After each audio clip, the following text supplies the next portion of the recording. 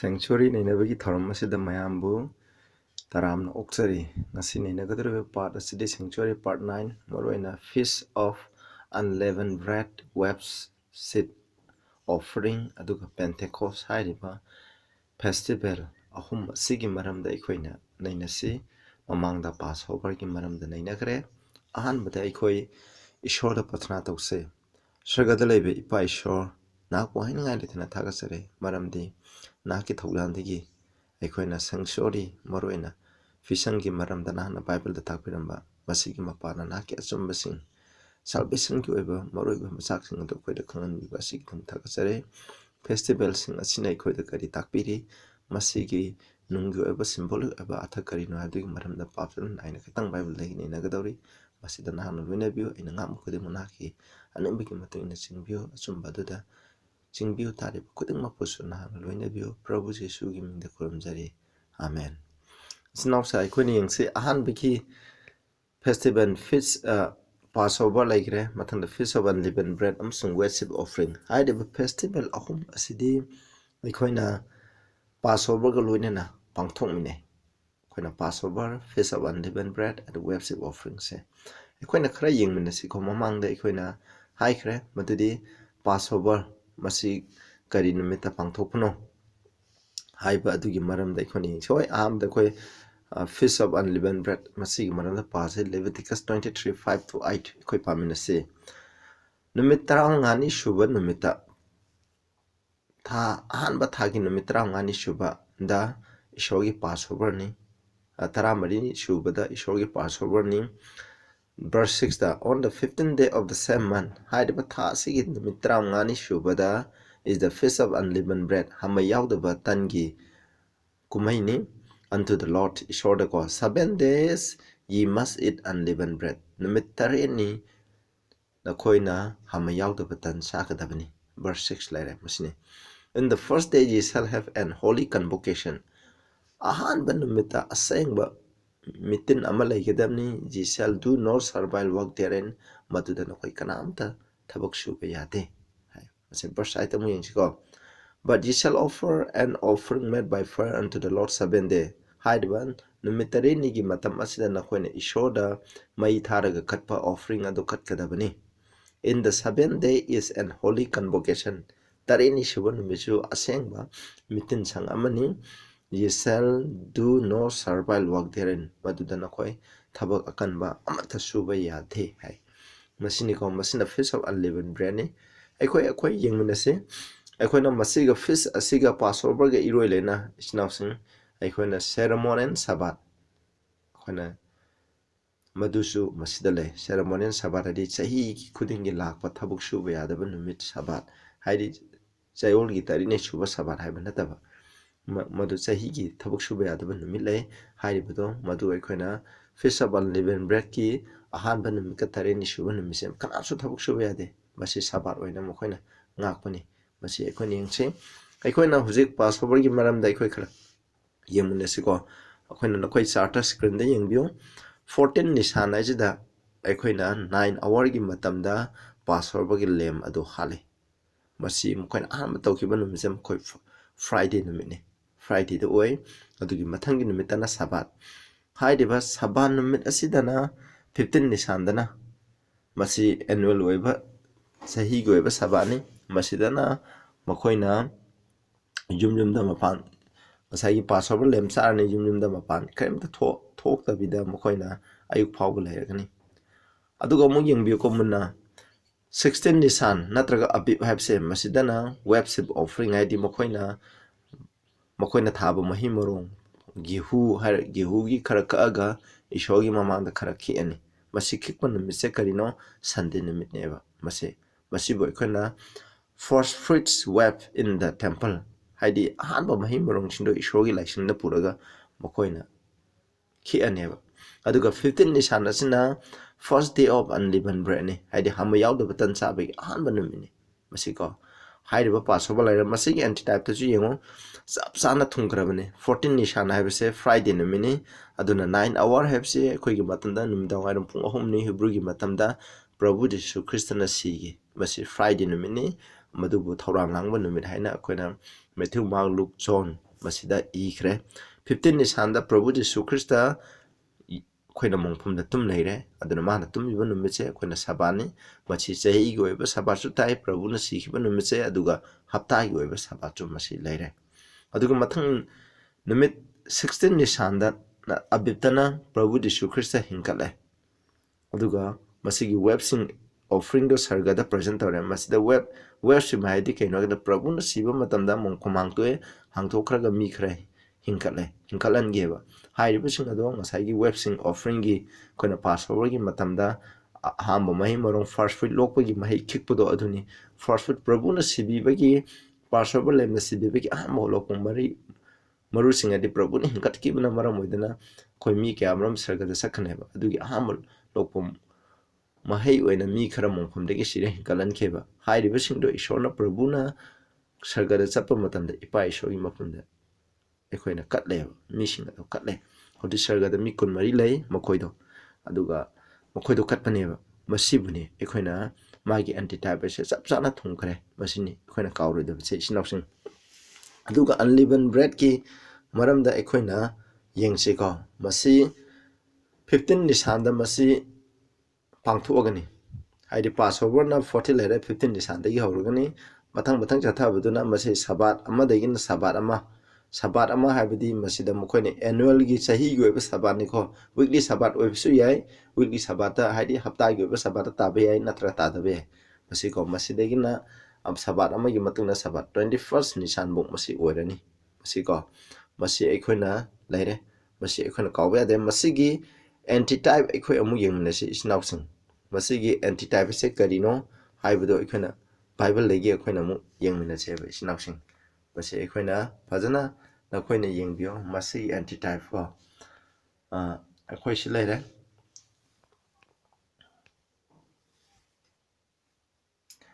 ꯑꯗꯨꯅ ꯑꯟꯂꯤꯕꯟ ꯕ꯭ꯔꯦꯗꯀꯤ ꯑꯦꯟꯇꯤꯇꯥꯏꯞ ꯍꯥꯏꯁꯦ ꯑꯩꯈꯣꯏꯅ ꯌꯦꯡꯁꯤꯀꯣ ꯃꯁꯤ ꯂꯦꯕꯤꯇꯤꯀꯁ 23:6-7ꯗ ꯍꯥꯏꯕꯅꯤ ꯄꯥꯁ ꯑꯣꯚꯔꯒꯤ ꯍꯦꯛ ꯃꯊꯪꯒꯤ ꯅꯨꯃꯤꯠ 19 ꯁꯨꯕ ꯑꯦꯕꯤꯠꯇ ꯁꯦꯔꯦꯃꯣꯅꯤꯌꯦꯜ ꯁꯕꯥꯠ ꯑꯃ ꯂꯩꯔꯦ ꯁꯕꯥꯠ ꯀꯣ ꯁꯦꯔꯦꯃꯣꯅꯤꯌꯦꯜ ꯁꯕꯥꯠ ꯍꯥꯏꯕꯅꯤ ꯋꯤꯛꯂꯤ ꯁꯕꯥꯠ ꯅꯠꯇꯦ ꯃꯁꯤꯕꯨꯅꯤ ꯄ꯭ꯔꯚꯨꯅ ꯀ꯭ꯔꯣꯁꯇ ꯁꯤꯕ ꯃꯇꯝꯗ ꯆꯠꯈ꯭ꯔꯦ ꯍꯥꯏꯅ ꯑꯩꯈꯣꯏꯅ ꯀꯣꯂꯣꯁꯤꯌꯟꯁ 2ꯗ ꯍꯥꯏꯔꯤꯕꯁꯦ 2ꯒꯤ 15-16 ꯁꯥꯏꯗ ꯄꯜꯂꯤꯕꯁꯦ ꯑꯃꯨꯛ ꯂꯨꯛ ꯌꯦꯡꯁꯤ ꯂꯨꯛ 23ꯒꯤ 54-56 ꯖꯣꯟ 19ꯒꯤ 1ꯗ ꯅꯨꯃꯤꯠ 35 ꯁꯨꯕ ꯅꯨꯃꯤꯠꯇꯀꯣ ꯑꯕꯤꯕꯀꯤ ꯏꯟ ꯗ ꯏꯌꯔ ꯍꯥꯏꯗꯤ ꯄ꯭ꯔꯚꯨ ꯖꯤꯁꯨ ꯈ꯭ꯔꯤꯁꯇꯁꯦ ꯍꯥꯠꯈꯤꯑꯕ ꯀ꯭ꯔꯣꯁꯇ ꯄꯥꯛꯇꯅ ꯍꯥꯠꯈꯤ ꯑꯗꯨꯒ ꯗ 7th day Sabbath of the Lord ꯍꯥꯏꯗꯤ ꯃꯗꯨꯒꯤ ꯃꯊꯪꯗꯅ ꯑꯩꯈꯣꯏꯅ ꯏꯁꯣꯔꯒꯤ 3th ꯁꯨꯕ ꯁꯕꯥꯠꯇꯣ ꯂꯩꯔꯦ ꯀꯣ ꯃꯁꯤ ꯄ꯭ꯔꯚꯨ ꯃꯁꯤ ꯂꯩꯔꯦ ꯃꯁꯤ ꯑꯩꯈꯣꯏꯅ ꯀꯥꯎꯒꯨꯝꯁꯤꯀꯣ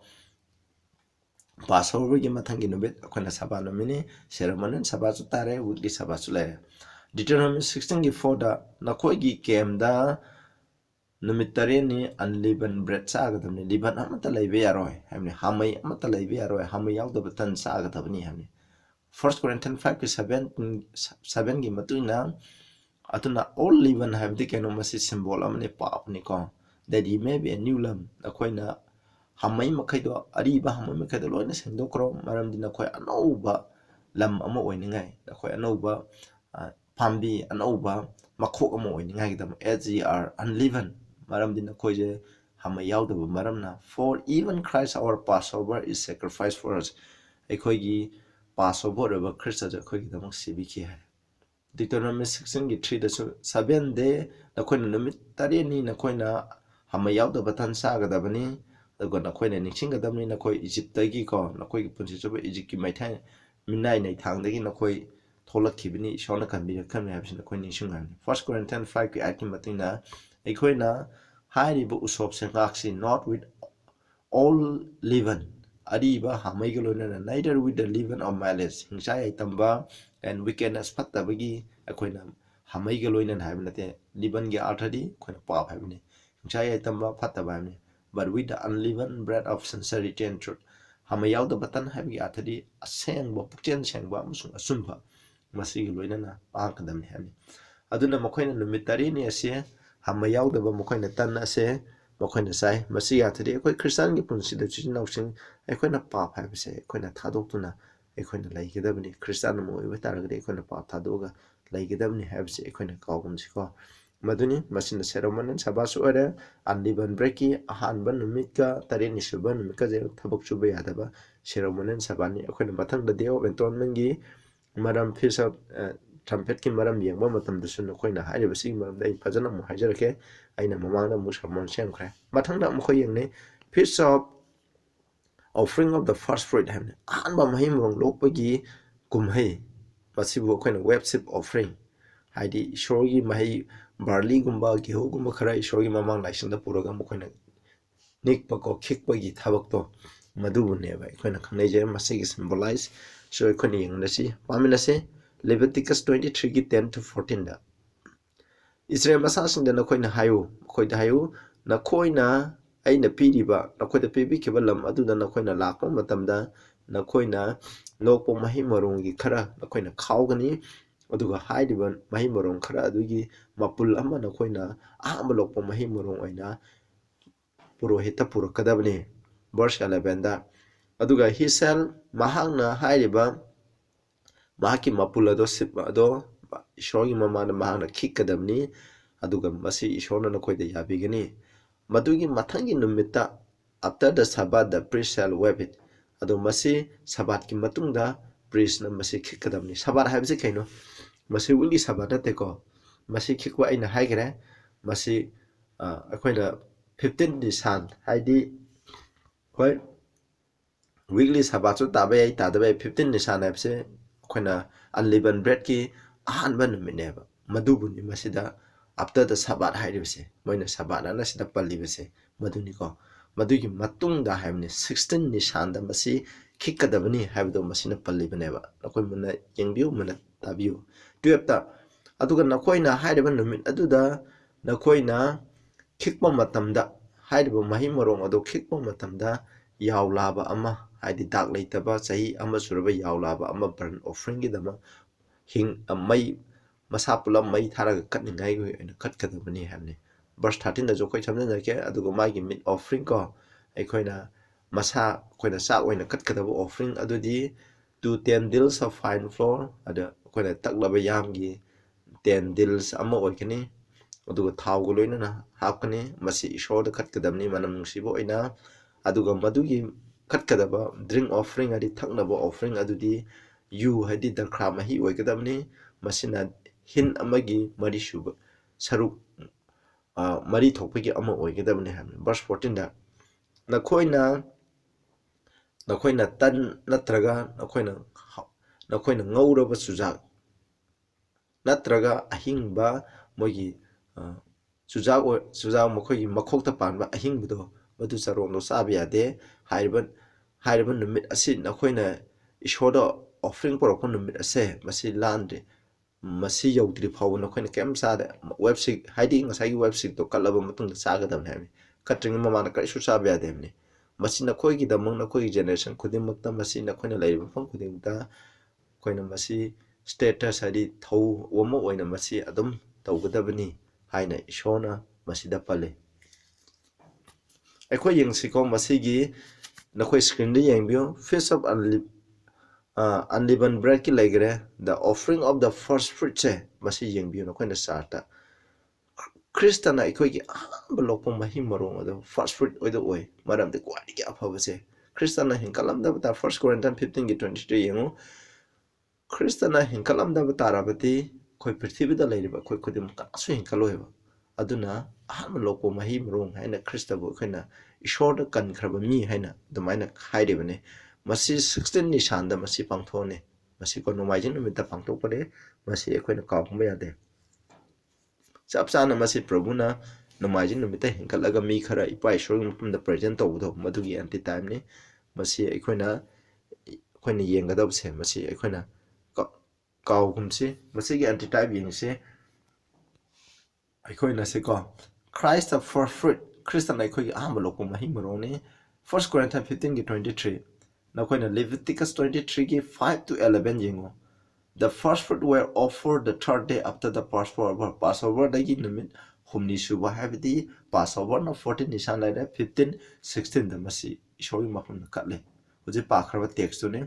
1 Corinthians 15 की 20 Luke 23 की 21 to 23 नखोइना पाबा मतुंदा Prabhu Jisu Krishna humni shuba numita hinkale koi kawe ade ko Friday da mak sire aduga thangja no maijing numita ma hinkale aduna hanba loko mahi marung aduwe masi festival je anti-type Krista da loina thungkre aikoi na masi amuk pangthong ngai gi darka le tere ko masi gi nungwe ba to yeng bane Leviticus 23 ki tenda priest na aikoi na khujo khara mahi marung gi khujo bardi obi ai gi obi ai madu digi khujo khara ishor gi mamanda laisang manungda mokoina nik ane ki ane ba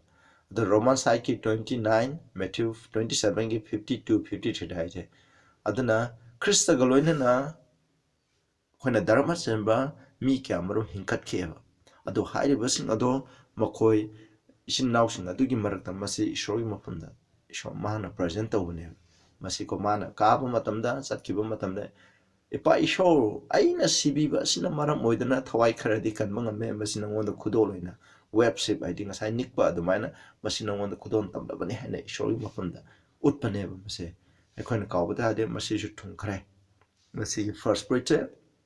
aikoina offering tab hoy hojiki matamda aikoina thaba mahi marungi aikoina ahan balokwa afawa sing khara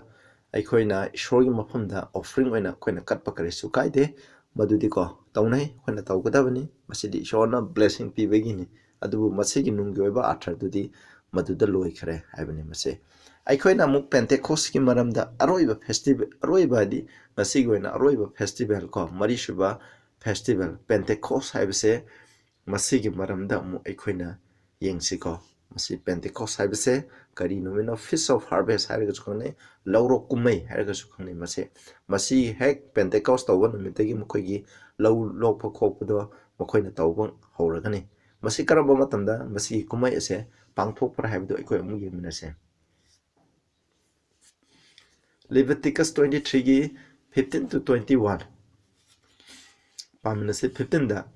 nakoina ye shall count unto you from the morrow after the Sabbath sida after the Sabbath haibsi karino masida Sabbath je chayun gyoba Sabbath na te ina saiba ceremony Sabbath madudi karino aikoina asaigi aikoina feast of unleavened bread ki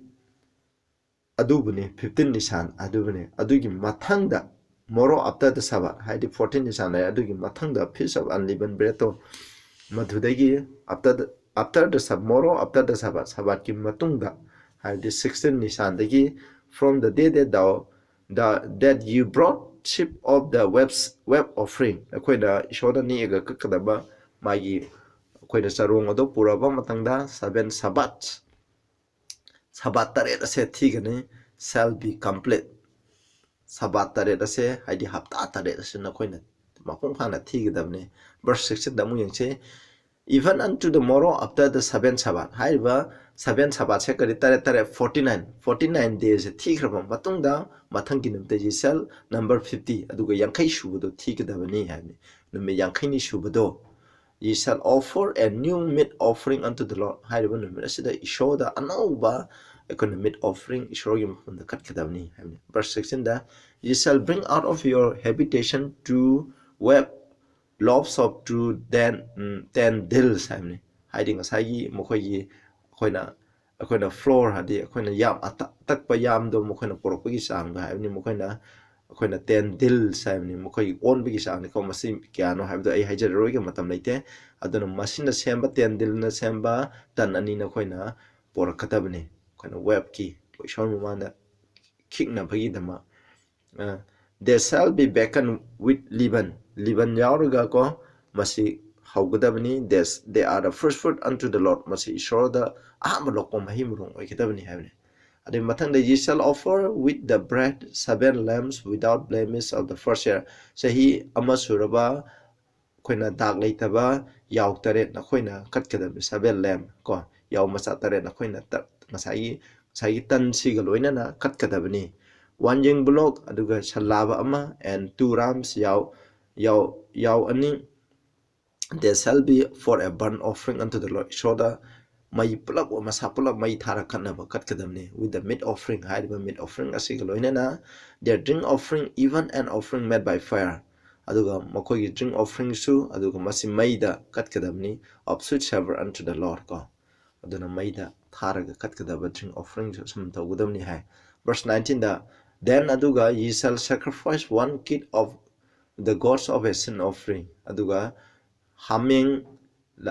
macha ama nakoina ishor sin offering ana pap ki irar porene nakoina khat kadamni haire pentecost ki matam dani ko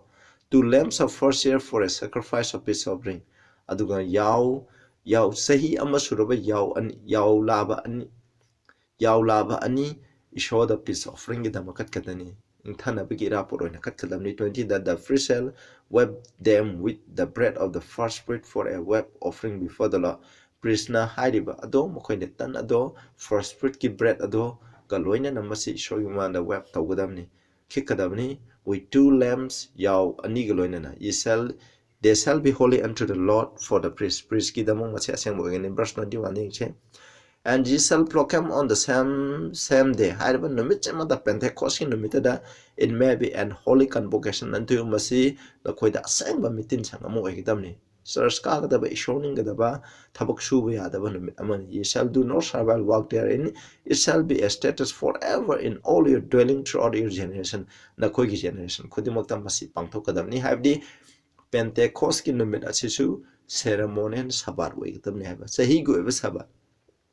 ꯑꯩꯈꯣꯏꯅ ꯍꯧꯖꯤꯛ ꯉꯥꯛꯄꯒꯤ ꯗꯔꯀꯥꯔ ꯂꯩꯇ꯭ꯔꯦ ꯆꯍꯤꯒꯤ ꯑꯣꯏꯕ ꯄꯦꯟꯇꯦꯀꯣꯁꯀꯤ ꯅꯨꯃꯤꯠꯁꯦ ꯑꯗꯨꯝ ꯊꯕꯛ ꯁꯨꯕ ꯌꯥꯗꯦꯕ ꯃꯁꯤ ꯁꯕꯥꯠ ꯅꯨꯃꯤꯠ ꯇꯥꯒꯦꯔꯥ ꯇꯥꯔꯣꯏꯔꯥ ꯍꯥꯏꯔꯤꯕ ꯅꯨꯃꯤꯠ ꯑꯁꯦ ꯇꯥꯕ ꯅꯨꯃꯤꯠ ꯑꯁꯦ ꯊꯕꯛ ꯁꯨꯕ ꯌꯥꯗꯦ ꯃꯁꯤꯕꯨ ꯖ꯭ꯌꯨꯁꯤꯡꯅ ꯑꯩꯈꯣꯏꯅ ꯁꯦꯔꯦꯃꯣꯅꯤꯌꯦꯜ ꯁꯕꯥꯠ ꯆꯍꯤꯒꯤ ꯑꯣꯏꯕ ꯁꯕꯥꯠ ꯍꯥꯏꯅ ꯑꯗꯨꯝ ꯄꯥꯡꯊꯣꯛꯑꯦꯕ ꯉꯁꯥꯏꯒꯤ ꯐꯤꯁ ꯑꯣꯐ ꯑꯟꯂꯤꯚꯟꯒꯤ ꯑꯍꯥꯟꯕ ꯅꯨꯃꯤꯠꯀ ꯇꯔꯦꯠꯅꯤ ꯁꯨꯕꯩꯒ ꯑꯗꯨꯒ ꯃꯁꯤꯒꯤ ꯄꯦꯟꯇꯦꯀꯣꯁꯀ ꯍꯌꯦꯡ ꯃꯊꯪꯗ ꯃꯁꯤ ꯁꯦꯔꯦꯃꯣꯅꯤꯌꯦꯜ ꯍꯣꯂꯤ ꯀꯟꯚꯣꯀꯦꯁꯟꯁꯦ ꯁꯦꯔꯦꯃꯣꯅꯤꯌꯦꯜ ꯑꯣꯏ ꯍꯥꯏꯕꯁꯦ ꯏꯁꯣꯔꯅ ꯕꯥꯏꯕꯜꯗ ꯁꯕꯥꯠ ꯍꯥꯏꯅ ꯍꯥꯏꯕꯗꯨꯒꯤ ꯃꯔꯝꯗ ꯑꯩꯈꯣꯏꯅ ꯃꯊꯪꯒꯤ ꯅꯨꯃꯤꯠꯇ ꯃꯊꯪꯒꯤ ꯑꯩꯈꯣꯏꯅ ꯍꯞꯇꯥꯗ ꯑꯩꯈꯣꯏꯅ ꯑꯃꯨꯛ ꯌꯦꯡꯃꯤꯟꯅꯁꯦꯕ ꯑꯩꯈꯣꯏ ꯁꯤꯒꯤ ꯃꯔꯝꯗ ꯑꯩꯈꯣꯏ ꯁꯤꯗ ꯑꯃꯨꯛ ꯌꯦꯡꯉꯁꯤ ꯏꯆꯤꯟꯅꯥꯎꯁꯤꯡ ꯑꯩꯈꯣꯏꯅ ꯃꯥꯒꯤ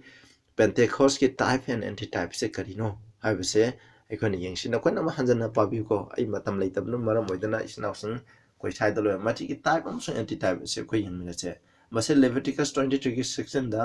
ꯍꯥꯏꯔꯤꯕ ꯐꯤꯁ ꯑꯁꯦ 7 weeks ꯀꯣ ꯍꯥꯏꯕꯗꯤ 50 daysꯗ ꯑꯩꯈꯣꯏꯅ first fruit ꯑꯩꯈꯣꯏꯅ ꯂꯣꯛꯄ ꯅꯨꯃꯤꯠꯇꯣ ꯀꯠꯄ ꯅꯨꯃꯤꯠ ꯑꯗꯨꯗꯒꯤ ꯍꯥꯏꯗꯤ 16 ꯅꯤꯁꯥꯟꯗꯒꯤ ꯑꯩꯈꯣꯏꯅ ꯊꯤꯔꯛꯀꯅꯤ ꯅꯈꯣꯏꯅ ꯑꯩꯒꯤ ꯁ꯭ꯀ꯭ꯔꯤꯟꯗ ꯅꯈꯣꯏꯅ ꯐꯖꯅ ꯌꯦꯡꯕꯤꯔꯣ 16 nisan masi thirakani thirakanda masi yankhaini shubadu da oy hamne masigi antitype habs masi fulfill ogane x2 gi wanda the day of Pentecost had fully come and that is the full 7 weeks had passed hamne aduna Pentecost ki numit lai lapu matamda ishogi mahai akhoi khangeduna x2 gi 2 3 da akhoi khangani masi maramda fulfill ogane antitype da fulfill ogane ko chabok singi matamda Deuteronomy 6:16 da aduna hairiba numit ase mafam tonga mafam lei da lei khundare bi jus kudem mo Jerusalem da hairiba numit ase da ishogi mamang da mokoi nupa sing to lakta bhi yade hamni x2 gi 2 to 7 to 11 da masini mafam khudimoki mi kyamarum ko Prabhu Yesu Krishna si khraba matung adugi matamda mokoi na Pentecost ki matamda to mafam de mi kyamarum pulido maduda ishona thawai sengba haithari biduni isinausing adu mi kyamrum baptized tawriba ishogi mafamda puning hongi bido maduneba tum khrabane thawai seng masigi haithaduna Exodus 23 ki section da feast of harvest masi feast of harvest hai khone masi kadoge da the first fruit of thy labor which thou hast sown in the field ko masi akhoi labukta khoina thakraba mai marong dugi first fruit ado akhoi subagi ahambul mahi marong do madu khana lokpagi kumai do adu buneba x2 gi 14 da masigi je kai do khem masina maram oidana mi lising ahum akhona Prabhu da puning hongke baptized tabkeba masi spiritual harvest ni ko thawai goiba mi ko lokpagi thabak do masida thungkhareba Prabhu Jesu Krishna mana thabak shurum madugi phol oina masi akhoi gi matamda mu second Pentecost ta kini isinausing masi Prabhu na ni shuba laktring mangda masi thungagani Deuteronomy 16 gi 11-12 ta ko hairiba feast ase masi ishogi mangda harang ngai oina pangthokune ba masi adugo mokoina Egypt tagi mokoina bondage lairamdo adudagi mokoi ning tamhan bagi oina pangthoe x2 gi 41-46 ta jo haije aduna ꯍꯥꯏꯔꯤꯕ ꯄꯦꯟꯇꯦꯀꯣꯁꯀꯤ ꯂꯧꯔꯣꯛ ꯀꯨꯝꯍꯩ ꯑꯁꯤꯗ ꯇꯧꯕ ꯃꯇꯝꯗ ꯃꯇꯝ ꯑꯗꯨꯗ ꯃꯤ ꯀꯌꯥꯃꯨꯛꯀꯣ ꯍꯔꯥꯎꯈꯤ ꯃꯈꯣꯏ ꯄꯥꯞꯇ ꯂꯩꯔꯝꯕ ꯄꯥꯞꯀꯤ ꯃꯤꯅꯥꯏ ꯑꯣꯏꯔꯝꯕꯗꯣ ꯍꯥꯏꯔꯤꯕ ꯅꯨꯃꯤꯠ ꯑꯁꯤꯗ ꯄ꯭ꯔꯚꯨꯗ ꯄꯨꯛꯅꯤꯡ ꯍꯣꯡꯗꯨꯅ ꯃꯈꯣꯏꯀꯣ ꯄꯥꯞꯇꯒꯤ ꯅꯤꯡꯇꯝꯕ ꯃꯤ ꯀꯌꯥꯃꯨꯛ ꯑꯣꯏꯈꯤꯕ ꯃꯤ 3,000 ꯑꯣꯏꯈꯤꯕꯅꯤꯀꯣ Deuteronomy 16:10ꯗ ꯏꯖꯔꯦꯜ ꯃꯆꯥꯁꯤꯡ ꯑꯁꯤꯅ ꯃꯈꯣꯏꯅ ꯍꯥꯏꯔꯤꯕ ꯄꯦꯟꯇꯦꯀꯣꯁꯀꯤ ꯅꯨꯃꯤꯠ ꯑꯁꯤꯗ ꯃꯈꯣꯏꯒꯤ ꯉꯝꯖꯕ ꯑꯩꯈꯣꯏꯅ ꯏꯁꯣꯔꯒꯤ ꯃꯐꯝꯗ ꯑꯣꯐꯔꯤꯡ ꯃꯈꯣꯏꯅ ꯀꯠꯂꯝꯃꯦꯕ ꯏꯁꯣꯔꯅ ꯕꯣꯔ ꯄꯤꯕꯒꯤ ꯃꯇꯨꯡ ꯏꯟꯅ ꯃꯁꯤꯅ Acts 2ꯒꯤ 44-45ꯗ ꯍꯥꯏꯔꯤꯕ ꯄꯦꯟꯇꯦꯀꯣꯁꯀꯤ ꯃꯇꯨꯡꯗꯒꯤꯗꯤ ꯕꯤꯂꯤꯚꯔꯁꯤꯡꯅ ꯃꯈꯣꯏꯒꯤ ꯂꯩꯔꯤꯕ ꯂꯟ ꯊꯨꯝ ꯃꯈꯩ ꯑꯗꯨ ꯂꯣꯏꯅ ꯌꯦꯟꯊꯣꯛꯑꯒ ꯏꯁꯣꯔꯒꯤ ꯊꯕꯛꯀꯤꯗꯃꯛ ꯃꯈꯣꯏꯅ ꯂꯣꯏꯅ ꯄꯤ ꯂꯨꯈ꯭ꯔꯥꯕꯤ ꯂꯩꯇ ꯂꯥꯏꯔ ꯀꯌꯥ ꯃꯔꯨꯝꯁꯦ ꯁꯦꯕꯥ ꯇꯧꯕꯒꯤ ꯊꯕꯛ ꯑꯗꯣ ꯃꯁꯤ ꯊꯨꯡꯈꯤꯑꯕ ꯃꯁꯤꯅꯤꯀꯣ ꯑꯩꯈꯣꯏꯅ ꯄꯦꯟꯇꯦꯀꯣꯁꯀꯤꯁꯦ ꯑꯩꯈꯣꯏꯅ Acts 2ꯗ ꯃꯁꯤ ꯃꯄꯨꯡ ꯐꯥꯅ ꯐꯪꯐꯤꯜ ꯑꯣꯏꯈ꯭ꯔꯦ ꯃꯁꯤꯒꯤ ꯈꯨꯗꯝ ꯑꯣꯏꯅ ꯊꯋꯥꯏ ꯑꯁꯦꯡꯕ ꯍꯩꯊꯈꯤ ꯑꯩꯈꯣꯏꯒꯤꯗꯃꯛꯁꯨ ꯁꯦꯀꯦꯟ ꯄꯦꯟꯇꯦꯀꯣꯁꯀ ꯄ꯭ꯔꯚꯨ ꯌꯤꯁꯨ ꯈ꯭ꯔꯤꯁꯅ ꯂꯥꯛꯇ꯭ꯔꯤꯉꯩ ꯃꯃꯥꯡꯗ ꯑꯩꯈꯣꯏ ꯄ꯭ꯔꯤꯊꯤꯕꯤꯗ ꯂꯩꯔꯤꯕ ꯃꯤ ꯃꯈꯩꯁꯦ ꯄꯨꯛꯅꯤꯡ ꯍꯣꯡꯅꯤꯡꯉꯥꯏꯒꯤꯗꯃꯛ ꯏꯁꯣꯔꯅ ꯊꯋꯥꯏ ꯑꯁꯦꯡꯕ ꯍꯩꯊꯕꯤꯒꯅꯤ ꯃꯗꯨꯒꯤ ꯃꯇꯝꯗ ꯑꯩꯈꯣꯏꯁꯨ ꯌꯥꯎꯅꯤꯡꯉꯥꯏ ꯑꯣꯏꯒꯗꯕꯅꯤ ꯍꯣꯏ ꯃꯤꯄꯨꯝ ꯈꯨꯗꯤꯡꯃꯛ ꯊꯋꯥꯏ ꯑꯁꯦꯡꯕ ꯍꯩꯊꯕꯁꯤꯗ ꯂꯣꯏꯅ ꯐꯪꯉꯣꯏ ꯈꯔ ꯑꯃ ꯐꯪꯒꯅꯤ ꯑꯗꯨꯒ ꯏꯁꯣꯔꯗ ꯑꯁꯦꯡꯕ ꯊꯋꯥꯏ ꯀꯠꯆꯈ꯭ꯔꯕ ꯃꯤ ꯈꯔ ꯑꯃꯗꯤ ꯑꯁꯨꯃꯥꯏꯅ ꯐꯪꯗꯨꯅ ꯂꯩꯈꯤꯅꯤ ꯑꯁꯨꯃꯥꯏꯅ ꯇꯧꯗꯅ ꯑꯩꯈꯣꯏꯅ ꯉꯁꯥꯏꯒꯤ ꯏꯁꯣꯔꯒꯤ ꯐꯦꯁꯇꯤꯚꯦꯜꯁꯤꯡ ꯑꯁꯦ ꯑꯩꯈꯣꯏꯅ ꯄꯦꯟꯇꯦꯀꯣꯁꯀꯤ ꯃꯁꯤꯒꯤ ꯐꯦꯁꯇꯤꯚꯦꯜ ꯑꯁꯤꯁꯨ ꯑꯩꯈꯣꯏꯅ ꯊꯨꯡꯈ꯭ꯔꯕꯅꯤ ꯁꯦꯛꯁꯟ ꯅꯤꯁꯥꯟꯗꯒꯤ ꯊꯤꯔꯒ ꯁꯤꯕꯥꯟ ꯍꯥꯏꯔꯤꯕꯁꯤꯗ ꯄꯦꯟꯇꯦꯀꯣꯁꯀꯤ ꯀꯨꯝꯍꯩ ꯑꯁꯦ ꯑꯁꯨꯃꯥꯏꯅ ꯊꯨꯡꯈꯤꯕ ꯅꯨꯃꯤꯠ 50ꯅꯤ ꯁꯨꯕ ꯃꯇꯝꯗ ꯏꯆꯤꯟꯅꯥꯎꯁꯥ ꯉꯁꯤꯒꯤ ꯃꯇꯥꯡ ꯑꯁꯤꯗ ꯂꯣꯏꯔꯦ ꯇꯥꯕꯤꯔꯤꯕ ꯈꯨꯗꯤꯡꯃꯛꯇ ꯏꯁꯣꯔꯅ ꯕꯣꯔ ꯄꯤꯕ ꯑꯣꯏꯁꯅꯨ ꯄ꯭ꯔꯊꯅꯥ ꯇꯧꯁꯤ ꯁꯔꯒꯗ ꯂꯩꯕ ꯏꯄꯥ ꯏꯁꯣꯔ ꯑꯩꯈꯣꯏꯅ ꯍꯧꯖꯤꯛ ꯐꯦꯁꯇꯤꯚꯦꯜ ꯑꯍꯨꯝꯒꯤ ꯃꯔꯝꯗ ꯅꯩꯅꯈ꯭ꯔꯕ ꯈꯨꯗꯤꯡꯃꯛ ꯅꯍꯥꯟꯅ ꯕꯥꯏꯕꯜꯅ ꯍꯥꯏꯕꯒꯤ ꯃꯇꯨꯡ ꯏꯟꯅ ꯆꯞ ꯆꯥꯅ ꯊꯨꯡꯈ꯭ꯔꯦ ꯑꯩꯈꯣꯏꯅ ꯃꯁꯤꯡ ꯍꯥꯞꯄꯒꯤ ꯃꯊꯧ ꯇꯥꯗ꯭ꯔꯦ ꯃꯁꯤꯒꯤ ꯁꯤꯝꯕꯣꯂꯤꯛ ꯑꯣꯏꯕ ꯅꯨꯡꯒꯤ ꯑꯣꯏꯕ ꯑꯥꯔꯊꯗꯨ ꯑꯩꯈꯣꯏꯅ ꯂꯧꯔꯒ ꯑꯩꯈꯣꯏꯅ ꯆꯠꯀꯗꯕꯅꯤ ꯍꯥꯏꯕꯁꯤꯒꯤ ꯃꯔꯝꯗ ꯈꯪꯍꯟꯕꯤꯕ ꯑꯁꯤꯒꯤꯗꯃꯛ ꯊꯥꯒꯠꯆꯔꯤ ꯇꯥꯕꯤꯔꯤꯕ ꯏꯆꯤꯟ ꯏꯅꯥꯎ ꯈꯨꯗꯤꯡꯗ ꯅꯍꯥꯟꯅ ꯕꯣꯔ ꯄꯤꯕꯤꯌꯨ ꯄ꯭ꯔꯚꯨꯒꯤ ꯃꯤꯡꯗ ꯈꯨꯔꯨꯝꯖꯔꯤ ꯑꯥꯃꯦꯟ